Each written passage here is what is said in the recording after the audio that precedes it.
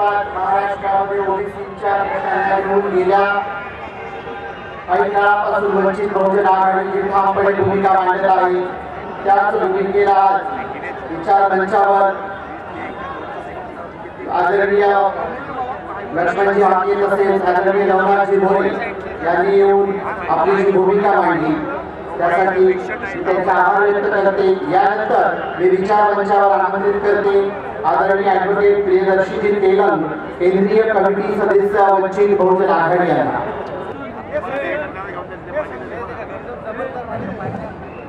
संविधान प्रेमी भावनांनो, भगिनींनो आणि मित्रांनो, संविधानाच्या पूर्वसंध्येवर वंचित बहुजन आघाडीच्या वतीनं हा महत्त्वपूर्ण कार्यक्रम संविधान सन्मानाचा कार्यक्रम आपण साजरा करत आहोत। मंचावर उपस्थित वंचित बहुजन आघाडीचे नेते, आज आपण जर विधिमंडळामध्ये बघितलं, लोकसभेमध्ये बघितलं तर 43% गुन्हेगारीचे लोक तिथे आहेत।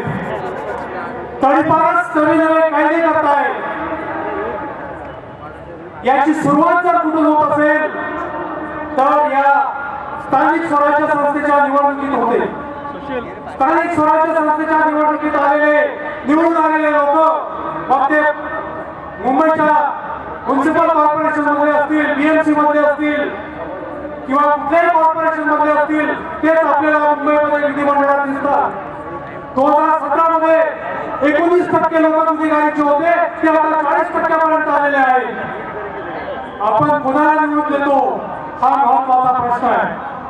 संविधान सभेमध्ये बाबासाहेब असं सांगतात, संविधान किती चांगलं असलं त्याला चालवणारे लोक जर वाईट असले तर ते संविधान वाईट ठरते। संविधान जर वाईट असलं आणि त्याला चालवणारे लोक जर चांगले असले तर संविधान चांगलं ठरतं। आपल्याला निर्णय घ्यावा लागेल की आपण कोणाला निवडून देणार आहोत। मुंबईमध्ये आजपर्यंत गुन्हेगारी करणारे शिवसेनेचे लोक, आजपर्यंत गुन्हेगारी करणारे मनसेचे लोक, हेच आपण निवडून प्रतिनिधी पाठवलेले आहेत। वर्षात याच्या पूर्वी माहित नव्हतं, जेव्हा त्यांनी युती केली त्या युतीमध्ये काय गुन्हेगारी प्रवृत्तीचे लोक नव्हते। आपल्याला ठरवावं लागेल बंधूंनो, आज वंचित बहुजन आघाडीच्या वतीनं आपण जे उमेदवार दिले आहेत ते गुन्हेगारी प्रवृत्तीचे आहेत का? तर असे उमेदवार आपल्याला दिसले नाहीत। आयात केलेले किंवा गुन्हेगारी समूहाचे लोक आपण उमेदवार म्हणून दिले नाहीत। पण मग आपण संविधानावर आघात करत आहोत।